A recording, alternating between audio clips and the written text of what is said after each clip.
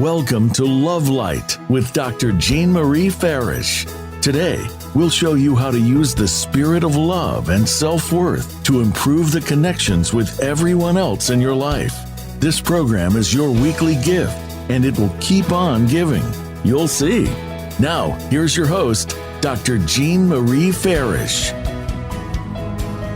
Greetings and a heartfelt welcome, everyone. I hope you're all faring well. I'm Dr. Jean Marie, your Love Light host, coming to you from the Voice America Empowerment Channel, shining love light into your hearts and homes to inspire and empower you to create a life you love. Many thanks to our worldwide listeners who tune in live and on demand. On our show today, the positive impact of communicating with your child on a soul level. Communicating from the soul stirs our hearts, creates a more enriching, profound, and meaningful connection with others.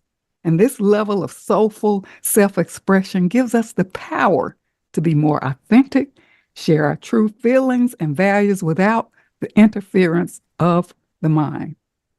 And this inspires heartfelt connection with inner wisdom and guidance. So how can we deepen our soulful connection with ourselves? How can this enable us to improve, heal, and support our relationships with others? How can we have a better connection with the world around us? Well, our guest today, Stephanie Banks, channels wisdom for global transformation. She's highly sought after as an intuitive channel, mentor, and guide who helps people connect on a soul level. She channels from the perspective of any soul currently on the planet, souls on the other side, purely non-physical beings such as spirit guides, as well as trees, animals, and Gaia. As a conscious channel, Stephanie is both the vessel to receive the messages as well as a guide to provide depth and context for the information coming through. And she uses her keen sense of humor, love, and compassion to join her clients in their spiritual experience. Stephanie also mentors clients in discerning their own inner voice, wisdom, enhancing their confidence and self-trust, improving their relationships, clarifying their soul's purpose, and finding their laughter and joy. Stephanie is the author of the bestseller, Joining Joanie, Staying Connected to Your Loved One Through Dementia and Beyond. So now I am pleased and honored to welcome Stephanie Banks on our show today, the positive impact of communicating with your child on a soul level. Stephanie, welcome to Love Light. Hi, Dr. Jean. Thank you for all of that. And thank you for having me here to share with your community.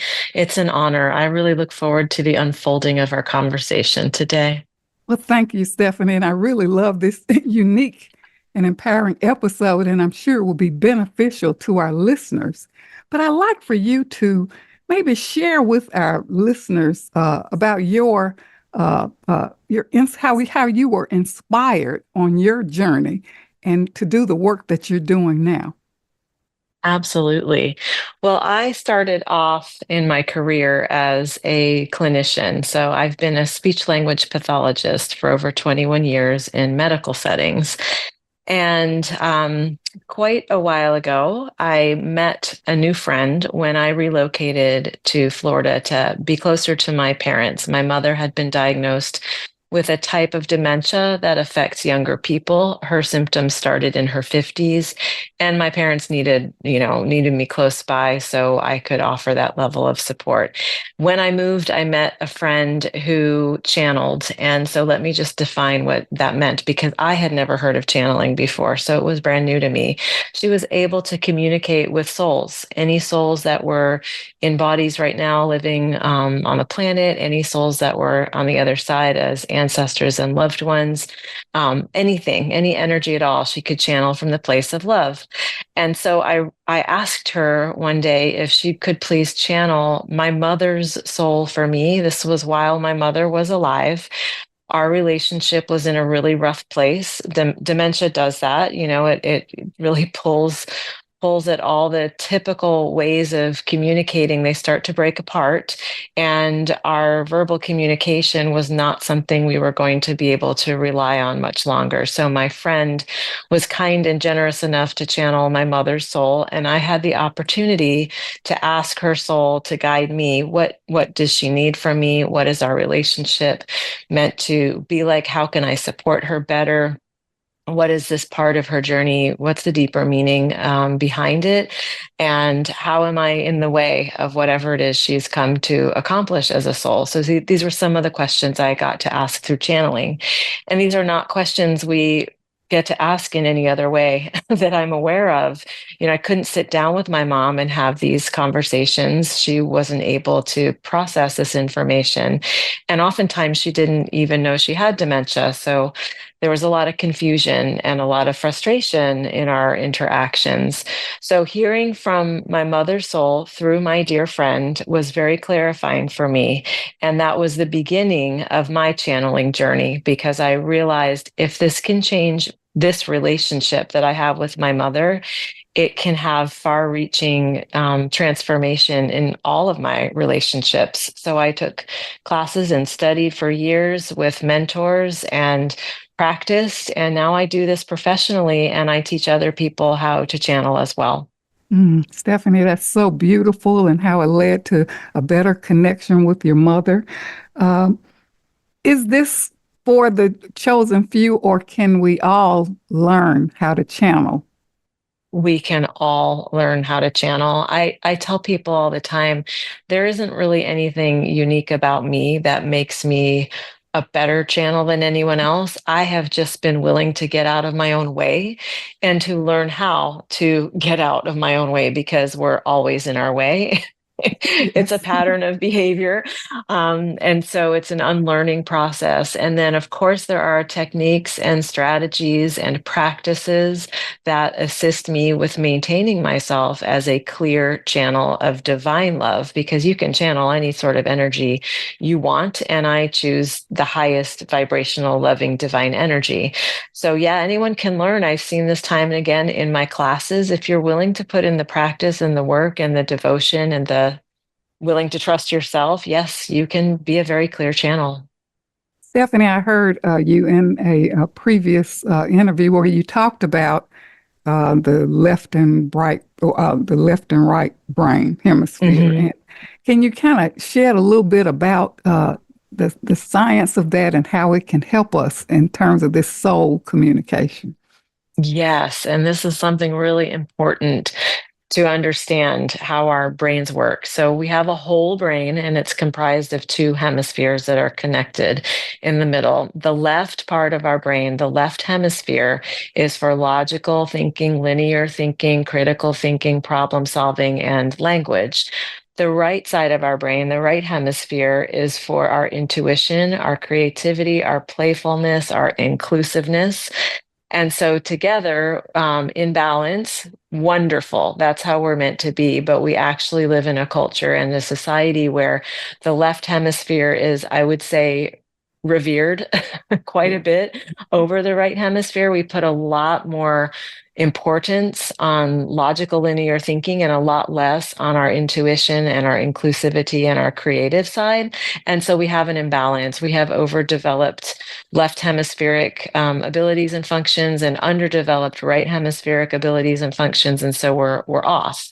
So channeling actually comes through intuition, which is the right hemisphere.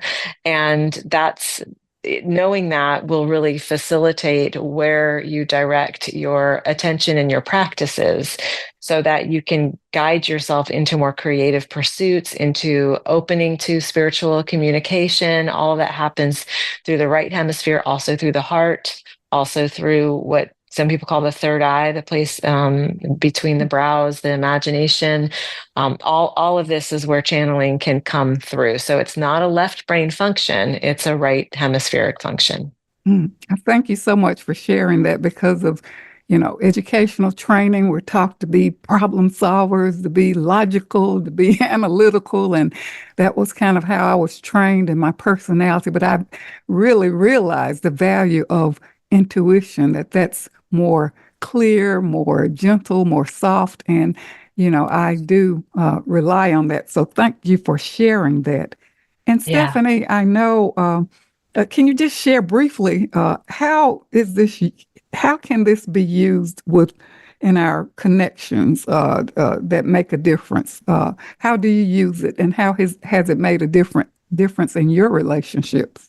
Yeah, well, I'll go back to the example with my mother. Once I learned what her soul needed and didn't need from me and from our relationship, I had a choice. I could choose the patterns of behavior and interactions that we had been doing for most of my life, which I saw where that was leading us to disconnection. Or I could choose to really heed the requests of her soul and start to make some changes on a subtle level, really, in the way I interacted with her. And I chose the latter because I already knew what I was going to get from the former, and it wasn't working. It was a deeply sad experience to know how the rest of her lived experience was going to go. Because as a clinician, I'm very familiar with dementia.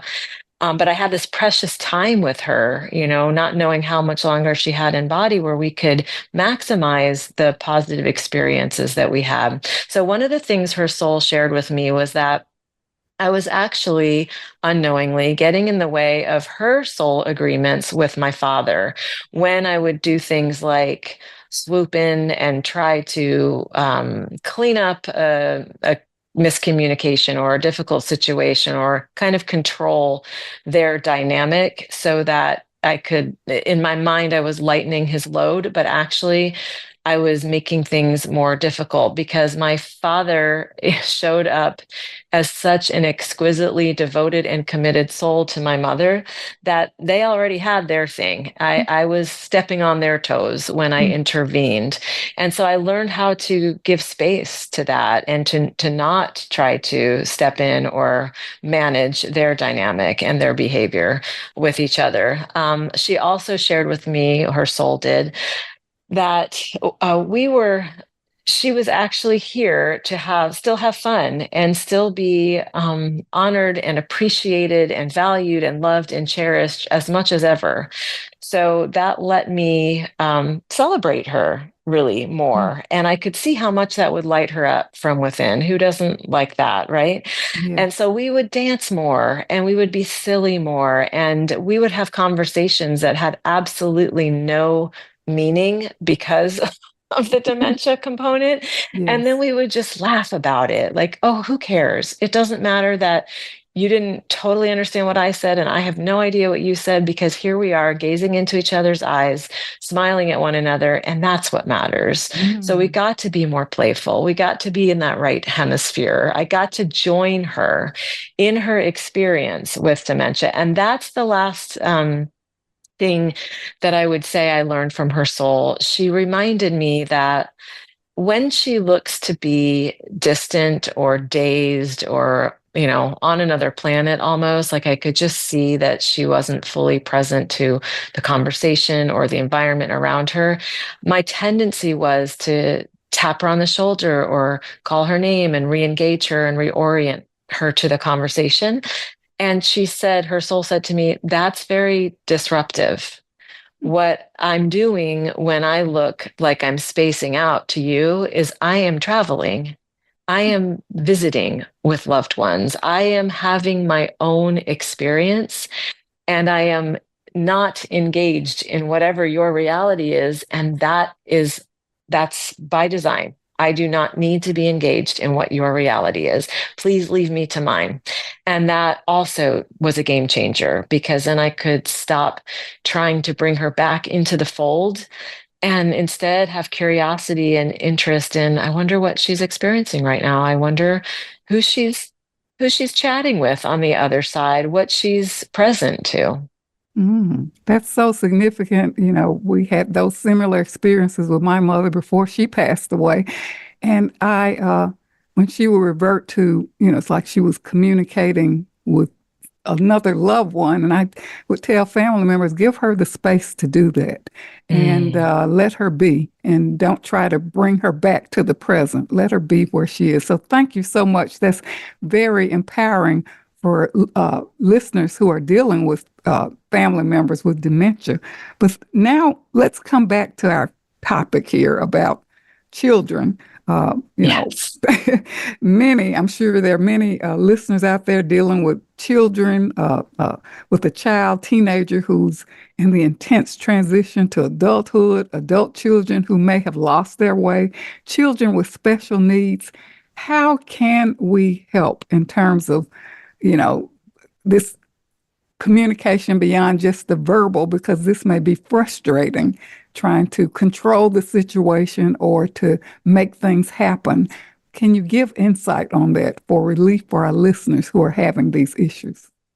Absolutely. And I speak as a mother of 3. So I keenly understand this component of parenting. So I feel that the first piece of transforming our relationships and our understanding with our children, it has to come from unlearning. We need to be willing to let go of what we think we know of them, because within what we think we know, we have superimposed all of our own stuff, our expectations, our own disappointments, our hopes, our wishes, our dreams for them. And they are here as their own soul beings. They are not here for us to put them in a particular direction or set them on a particular path. I believe our roles as parents is to do what we can to keep them safe and to move the boulders out of the way so that they have access to the many paths that are before them, and empower and support them in their journeys. And we have no idea what their journeys are really all about. So this is, again, like with my mother, where we can join our kids. We need to be asking questions about their experience, believing them. Also trusting our intuition about what we get. Sometimes when my kids were younger and they might say little small non-truths, no, I didn't eat the cookies, or no, I didn't leave the, paper towels soaking wet, whatever. We have an intuition, of course, and logic that tells us, that's not quite right. I'm pretty sure I know the truth of this. We as parents need to trust our intuitive sense for things, but what's intuition and what is fear?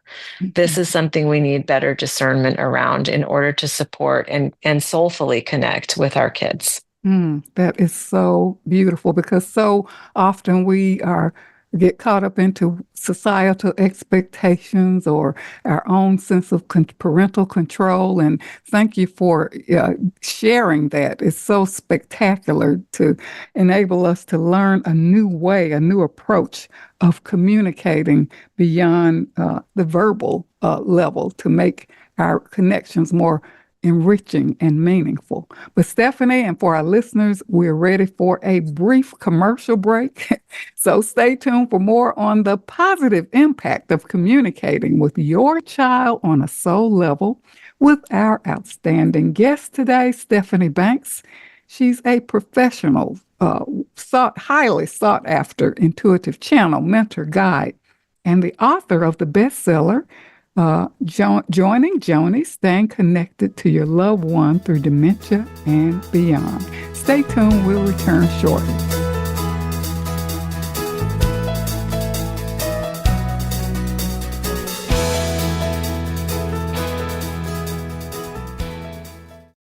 Announcing Dr. Jean Marie Farish's new book, Love Mastery Devotion Journal, 21-day weekly prompts and affirmations. This is the companion piece to Dr. Farish's best-selling book, Living in the Spirit of Love, Our Natural State of Being. Through the new book, we invite you to cultivate a lifestyle of love through daily devotional practices over a 21-day period, following 9 ingredients in the recipe of love. Love Mastery Devotion Journal, 21-day weekly prompts and affirmations is available on Amazon.com and Balboa Press. Jean Marie Farish's Center for Conscious Loving, LLC, cultivates a lifestyle of love and wholehearted connections through personal growth, altruistic services, and speaking engagements. Resources include classes, workshops, life care coaching, and creative service projects with an emphasis on cultural arts. Visit the website at drjeanmariefarish-consciousloving.com. That's drjeanmariefarish-consciousloving.com. Or click the link on the Love Light show page. Best-selling authors international, news honors best-selling authors around the globe. Dr. Jean Marie Farish is featured in the newly released issue of Published magazine. To have first access to this treasured resource, go to publishedmagazine.com. Vicki Winterton and Dr. Jean Marie Farish have compiled a dynamic book, We're All in This Together, Embrace One Another, an anthology with 24 highly diverse co-authors who share how to spread the message of love, resilience, inclusivity, and compassion. This book is an invaluable source of uplifting, inspiring, and positive insights for spreading positivity in the world. We're All in This Together, Embrace One Another is available on Amazon.com. Be sure to get your copy today. Follow Voice America at Facebook.com/Voice America for juicy updates from your favorite radio shows and podcasts.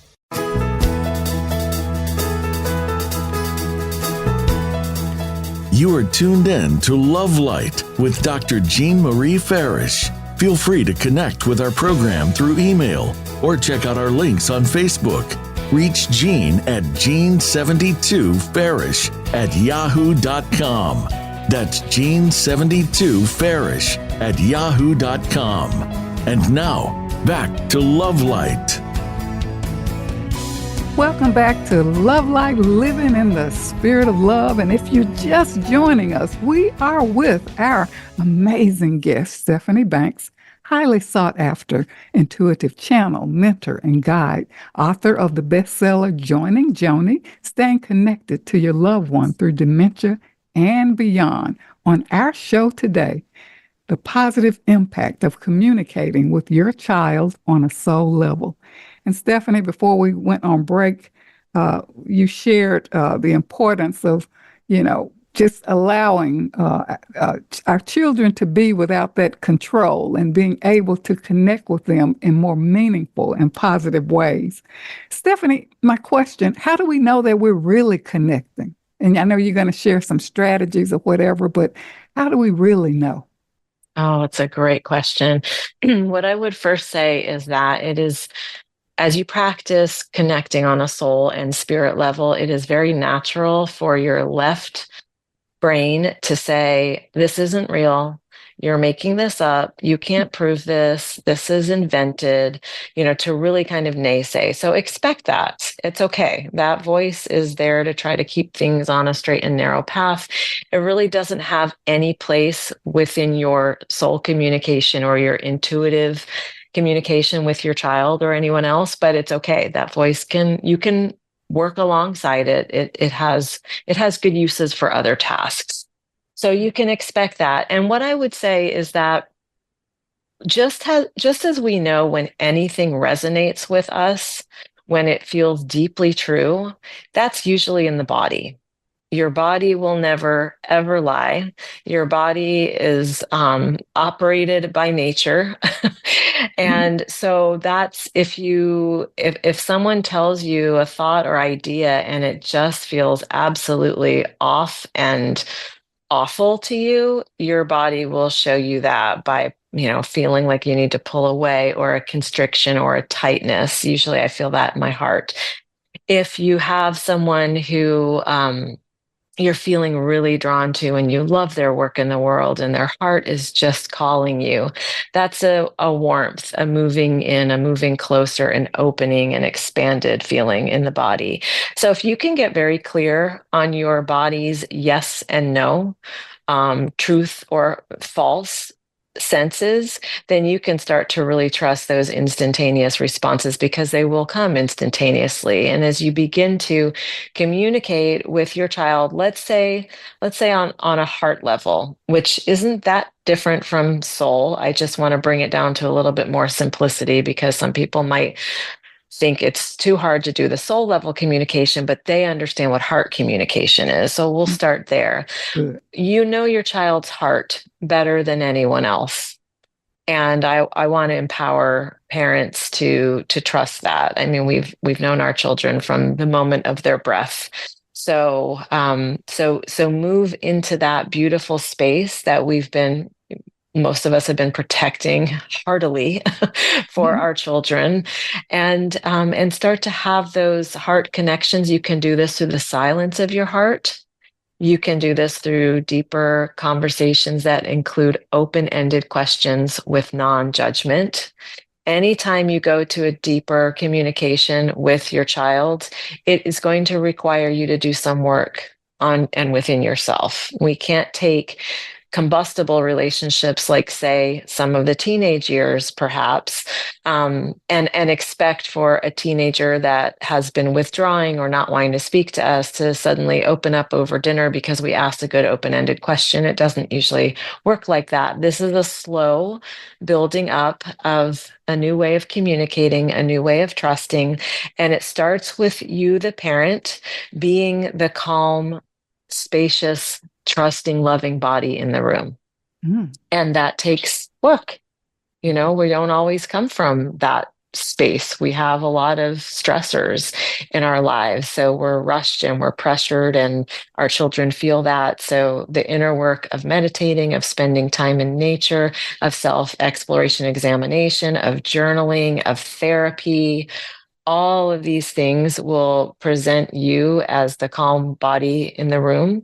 And that's a safer place for your child to be able to communicate on a heart level, on a soul level, and verbally as well. So this takes a lot of inner work. I love that you said that, because we can't just jump in and start doing something without that inner work. And I really appreciate you, really sharing and talking more about, clearing the old patterns and beliefs to open up the space to receive for clarity, wisdom, and love. And, as you indicated, ways that we can, achieve that meditation, being in the natural world, even forgiveness, learning to trust ourselves. Can you really talk more? Because I know our listeners are really want to know how to and strategies. So please just elaborate on those techniques for inner work. Sure. I'll give a practice that anyone can do, and you don't do this in the presence of the person that you are communicating with. So you'd want to prepare yourself energetically to communicate on a soul level. Like I said, you have to take responsibility for your energetic hygiene, is what I like to call it. So do spend some time going for a walk or doing some sort of vigorous exercise to move energy out of your body. Just 10, 15 minutes of this is enough. You just want to kind of release whatever has attached itself, whatever's pent up, whatever's feeling constricted for you. So some sort of forward moving, active exercise. Then get into a space, if you can, where you'll be undisturbed, even again, just for 10 or 15 minutes. It could be a bathroom. Sometimes that's the only room you can get a little bit of space. Yes. So wherever you can, and bring a journal, bring a pen. Some people like to light a candle. Candles are such a beautiful symbol of invoking the presence of spirit or creator or source or angels or whatever it is that you believe in. And connect to your breath. So you'll sit comfortably. You'll slow your breathing to a comfortable pace. You'll make the request that any of your biases and prejudgments be removed, be lifted from you by your spirit team. Again, this can be angels, spirit guides, creator, source, God, love, whatever language you're comfortable with. Ask for yourself to be, for those predetermined and prejudged beliefs to be lifted so that you may be a more open and clear and receiving vessel for whatever it is that your child's soul wants to communicate with you. You breathe into that. I like to do a heart math technique where you imagine that you're breathing in through the front of your heart and exhaling through the back of your heart. You can do that 6, 7, 8 times just to really settle your nervous system and calm your body and open your mind. And then open your eyes and allow for your own soul to illuminate, or your heart to illuminate, what is the burning question of the moment that you would like to ask of your child's soul? What is the thing that you would most like to have them respond to? And for some people, this might be, what do you need from me? How can I support you? Why are things so, sticky right now? Can you forgive me for such and such? I don't know. Whatever question first comes to you is the question. You can write that down. Take a few more breaths with your eyes closed and invite in your child's soul, their beautiful, perfect soul that is here for their own reasons to experience life here and allow for them to grow in exactly the ways that they are going to grow. And invite them in and ask that question, and ask if they would please be so gracious as to offer you a response that will be in the highest service to the relationship. And then let that come through. And you can write it in your journal. Writing is a form of channeling. You can sort of hear it. You can bring it through the heart. Maybe it's not coming in exact words, but there are symbols and images, sort of movies or colors. Whatever comes through is perfect, even if you don't understand it completely. You can build on this. You can recreate this practice multiple times over multiple days and get a little bit more and a little bit more so that the full picture does come into focus. But quite likely, I've seen this time and again when I offer these practices in my classes, you will receive specific guidance or information or insight from your child's soul, letting you know what they need or what they don't need, or how you can be showing up for them that is in service to their soul's evolution here in this lifetime. Stephanie, I really, really love that practice. Keeping a soul channeling journal. What about that? It can be very helpful, where you can go back and review and look at the progress you've made. That's a good technique, and I love what you shared with us, how to connect and the breathing. And one question I have, I know for me, when I take things to spirit to get more insight, the answer may not come immediately, but when I quiet my mind and just, let go, it just comes. And I'm like, thank you, thank you, thank you. And I know it's not me. It's like, boom, there it is. Thank you. It may come in a dream. It may come when I wake up, or maybe I'm sitting out in my meditation garden and I'm like, thank you. So it's like, I'm not rushing. I'm just kind of patiently waiting. That's absolutely a perfect thing to highlight, because in this practice, sometimes you might feel like you didn't get anything, maybe the connection wasn't there. But sure enough, because you are devoted to raising your frequency, just this practice alone raises your frequency into a more loving vibration. Your next conversation with your child may be the best one you've ever had, because you have opened the door for that type of communication to be possible. And your child may not know, oh, mom or dad is locked in the bathroom channeling my soul. We hope that's not what they're, thinking, unless they're really open-minded. But their soul knows. We can feel when someone has benevolence and love and goodwill and kindness and desire for repair with us. On a soul level, we can feel that. So it doesn't have to be everything spoken out loud clearly. It doesn't have to be that the perfect message comes through as the first time you sit down. Over time, this is a practice over time. Yes. And when I think about, families out there with children, they may feel guilt-ridden, frustrated, even the shame or worry, the fear, feeling unworthy. And this gives us hope for a better way and a new way. Yes. And a lot of people have family members or children who have special needs, or they're not able to communicate in traditional ways. This was what I did as a speech pathologist, as I was tasked with finding alternative pathways for people to be able to communicate what they needed to communicate. And verbal communication is not the only way. There's many different ways to communicate. So this is a great tool if you find that you have a child who is struggling with traditional communication. You can tap into this, and you can move forward and address their needs from this perspective. What about family members or a child who's hospitalized or someone in a coma or whatever? Can this be done in those situations? Absolutely, because the soul is that aspect of us that is eternal. It is present when we're here in the body. It is present when we leave the body. It's this, eternal, expanded, loving essence of us. So no matter what a person's physical state is, we can be attuning to and communicating with their soul. Now, what about a loved one or a child who's passed on, a lot of unfinished business? Maybe parents or loved ones feeling like maybe there were things left unsaid, or they're still hurt or spent in grief as a result of unfinished business or things left unsaid. Any thoughts about that? Yeah, we get to finish our business whenever we're ready. Great. Yeah, That's hopeful.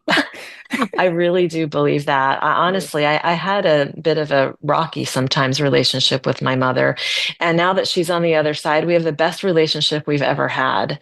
And a lot of what needed to happen has also, in addition to once I started being able to channel her, once she left her body, our work has become just purely pure love. So we can come to completion even if we didn't get to say everything we wanted to say or do everything we wanted to do while they were in body. That is very hopeful and gives us a sense of resolve, because so many are spent, as I indicated, in guilt. What I should have done, what I could have done. Maybe I missed the mark. Can you imagine how many out there who's feeling that and daily spent in disappointment and frustration, feeling like I could have done more? Yes, I can more than imagine it. A lot of the channeled sessions I do are around that exact thing. People who are in grief and holding that sometimes for decades. Yes. Because they don't realize they can actually heal that with that soul that they love. Beautiful, beautiful. How hopeful and how meaningful.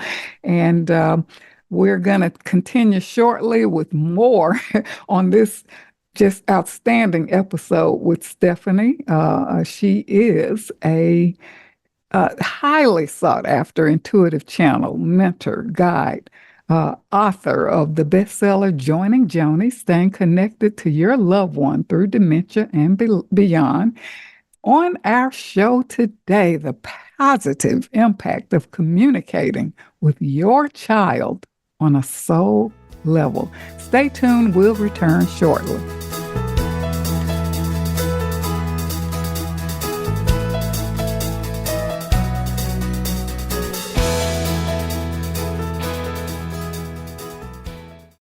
Dr. Jean Marie Farish is proud to announce the release of her new book, Living in the Spirit of Love, Our Natural State of Being, available now at Balboa Press. This book will help you master your life and flourish in love. You'll learn how to become a better and more evolved you. Feel good by making life-affirming choices. Deepen your feelings and expressions of love. Tune in love and sustain the change. And flourish in love and find your joy. Visit balboapress.com and search for Living in the Spirit of Love and enjoy Dr. Farish's new book today. I'm Judy Satori.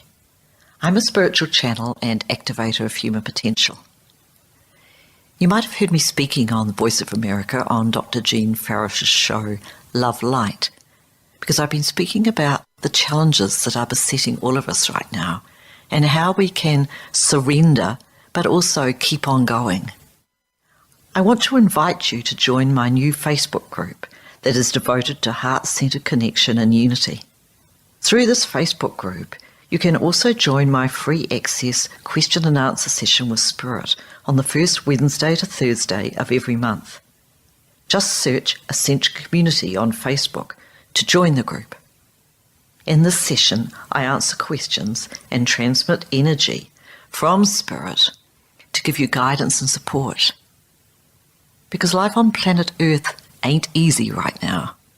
And there is so much help from above, from beings of love and light, from multidimensional realities who are actually here with us, wanting to step up and support us.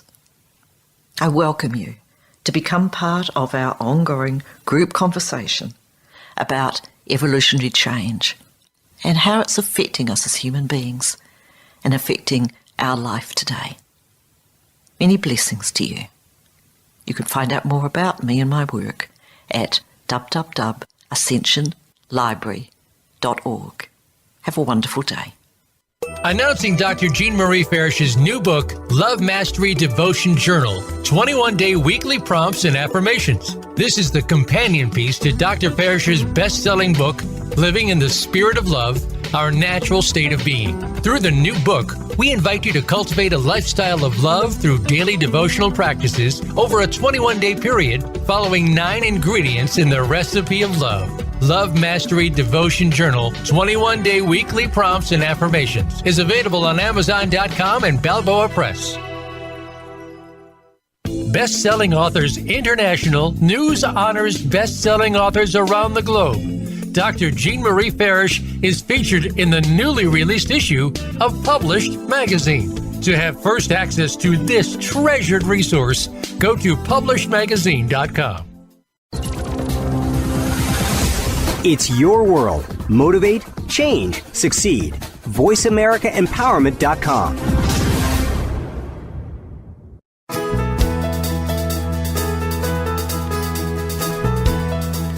You are tuned in to Love Light with Dr. Jean Marie Farish. Feel free to connect with our program through email or check out our links on Facebook.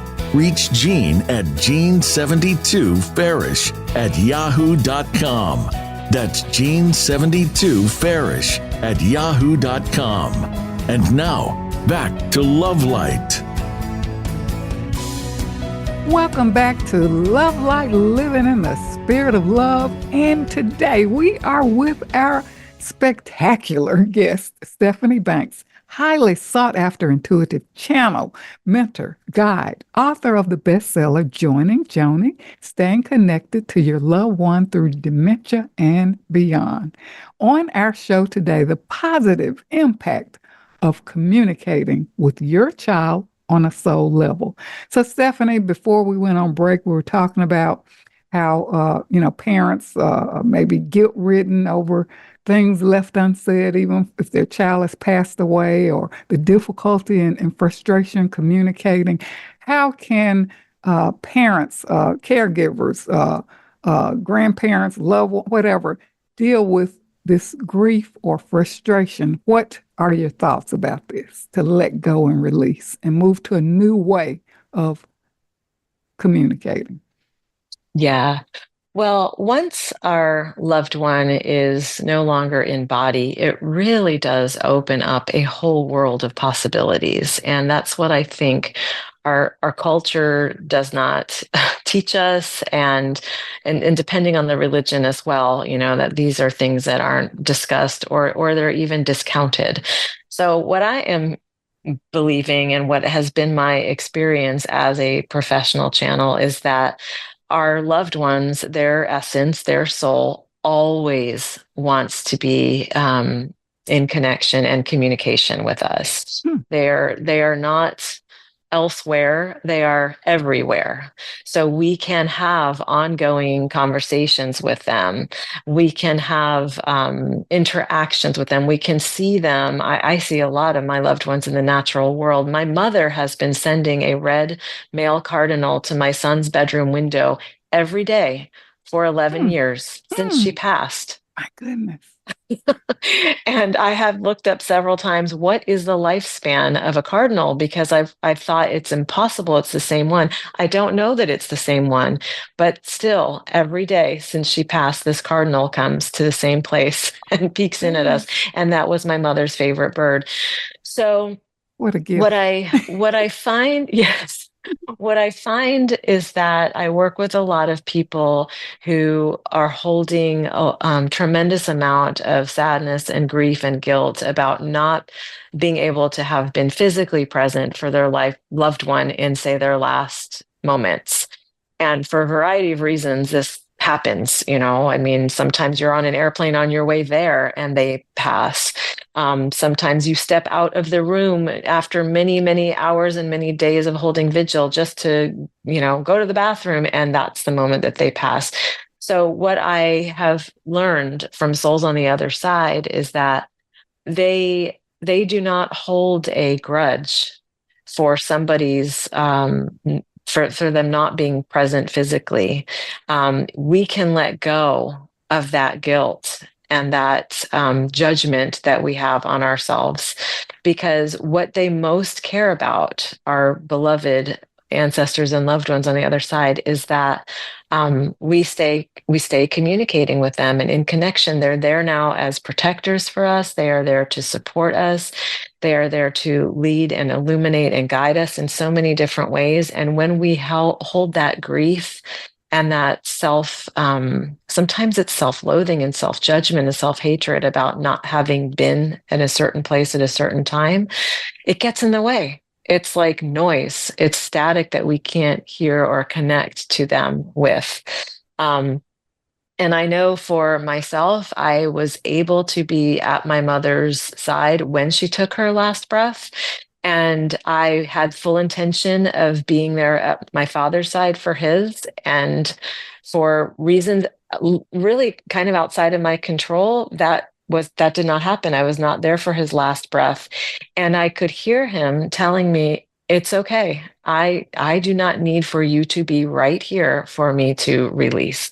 And I had whispered to him while he was still in body, if you go when you need to go. Sometimes people don't realize that we can grant this freedom to our loved ones, as hard as it is, and as much as we do not want them to leave the body. When we give permission to them, I'm going to be here. We're going to still be connected. I'm going to be finding you and listening for you and looking for you in all these different places. You can go when you are ready. You can go when you are called. These are very powerful words for our precious ones to hear, and for our own hearts to be able to speak.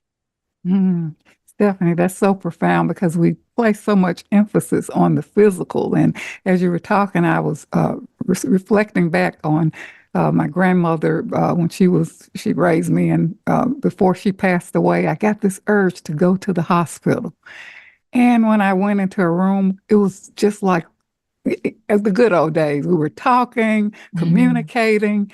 It was almost the last time. And she passed like the next day. And the doctors, when I told them what I experienced, and even family members, he said, that's not impossible. She was unconscious. But I know what happened, Yeah. And, yes. I understand that. And of course, I get white feathers, I get coins, Yes. in my path. And I'm like, yes, she's there, so, hey, that was so profound. So thank you. And that does happen, Dr. Jean. People do rally. That's what it's called. They have this it's called rallying. Ooh. When you are very, very near the end of your life, some people get this wave of energy. They get energized. They will become alert. They will become more themselves, even if they've been non-responsive for a long period of time. This can happen. It's not uncommon. It actually happened with my mother as well. After many days of no interaction, she was sitting up, she was taking some bites of food, she was interacting as much as she could with my dad. It blew my mind and very much confused me, because within the next day or two, she did transition. But that's when I learned that's a real thing. So don't believe anyone who tells you that's not possible. Of Yeah, you're course. hallucinating. Yeah, no. We're always told such nonsense things like that, but trust yourself. That's what I want everybody to leave with. Trust yourself and build that trust within yourself, because you are your own best everything. Advocate, friend, compassionate partner, all of this. Trust yourself. Very great to share that, because so frequently we have a lot of self-doubt. And even when, our intuitive hits are there, we ignore them or we don't pay attention to it. We disregard it. So learning to trust ourselves, that's so profound. And Stephanie, the soul communication and channeling can be used. I heard you before talk about in partnerships, friendships, parents, children, making decisions about jobs, choosing partners. Can you elaborate a little bit about that in terms of how it can be used in our everyday life? Yes. Isn't that so great? Yes. I mean, it makes life so easy. Yes, we could have it so much easier than what we're making it as we slog away in our left hemispheres, right? Oh, Yes. gosh. So we have Literally. literally, we have a whole team. We have an energetic, etheric team devoted to our well-being, our protection, our joy, our growth, our expansion. This team it includes your spirit guides, some of whom come with you in all of your lifetimes, some of whom, just in certain ones. We have our ancestors and loved ones on the other side who are also devoted to our well-being, protection, and joy, and all the beautiful things we're here to experience, and also the hard things, right? We do our growth through the hardships, not just through everything being hunky-dory. And we can channel our animals, our companion animals. I channel trees. The trees are talking to me all the time. Wow. Nature, yes, nature, Mother Earth, Gaia, she will speak to us and through us. So wherever you feel your connection, lean in there. Go in that direction. I know, Dr. Jean, for you and I, we love nature, and our gardens. Yes, our gardens are our place of replenishment. And I dare say that is a common thing for every human. You might not realize that's part of you yet, but we are nature. It's not us and then there's nature. We are nature. And so coming back to the interconnectivity of all life is very, very soulful and a very useful practice to have, to get outside and notice and appreciate and listen for the messages, watch for, like you said, the feathers and the animal messengers. When you see an animal that crosses your path, look up. You can just do a Google search for what is the spirit animal of raccoon? What does it mean? And it will give you all these cool characteristics of raccoon and how that animal is giving you some insights about, oh, these might be things to pay attention to in your day or this week, or aspects of your character that you might want to pay attention to and develop. It's endless. We can take channeling into all aspects and directions of our lives, our relationships. There is no limit to it. And I think we have to pay attention and not take things for granted. I have my book on, these totems, and whenever I'm visited by a sparrow that literally lives in my build nests all around my home, it's like, okay, what does this mean? So I don't take it for granted. And I think, can you share that there is a soul in everything, right? Yes, yes. And I love that sparrow is one of your spirit animals. Yes. How beautiful. What do you remember offhand what the characteristics are of that particular bird? Well, it's really about relationships, productivity. Because I observe them building their nests with love, And, I see them building their nests, all over. And it's like, okay, it's this soulful connection, relationships, productivity, health. Probably resourcefulness too, right? Yes, resourcefulness. Yeah, It's that's so you. enlightening. That's definitely you. Yeah. I love that. Yeah. So paying attention. We need to wake up. We need to, we are in, I pray, the time of the Great Awakening.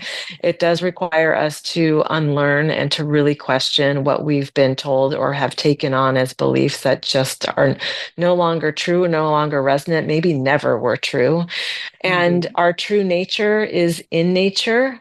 So do that first. If you want a first step, it is to become, connected, more deeply connected to nature, the outdoor world. If it's too cold, bring the outdoor world inside. Start growing some plants, start tending to some soil, start doing research on the brilliance of trees and plants and soil, and on that mycelial network that trees communicate with each other with to provide each other with sugars and nourish each other with carbon. When another tree is sick, you'll blow your mind at what is going on in the natural world that we completely have disconnected from. So let's come back to that, because I believe that's where our salvation is as humans. We cannot protect what we don't love, and we need to love nature. Indeed. So, Stephanie, how can listeners connect with you to learn more about your services and resources before we close out? Sure. So the website is soulinsight.com. And if your listeners would like a couple free gifts, a meditation that will help you connect to your own soul, and a PDF for questions that your soul wants to ask you, you can go to soulinsight.free.com. Stephanie, I cannot thank you enough for this soul-stirring episode. And thank you so much for being here today. You've really given us a new and unique approach to stimulate soulful connections, to build soulful relationships with ourselves, and foster enriching connections with others. You have given us so much hope. How we can expand beyond verbal communication, especially in difficult situations. Thank you so much. So, listeners, share our show with others. We invite you to connect with Stephanie to go deeper and learn more. This is Dr. Jean Marie, your Love Light host, coming to you from Voice America. And until we meet again, remember, an empowered self is a loving self, and keep your love light shining. Thank you so much for tuning in, and thank you, Stephanie, for being on Love Light today. Thank you so much, Dr. Jean. Thank you for listening to Love Light this week. Be sure to join Dr. Jean Marie Farish again for another program next Friday at 9 a.m. Pacific Time and noon Eastern Time on the Voice America Empowerment Channel. Have a wonderful week filled with love, self-worth, and better connections.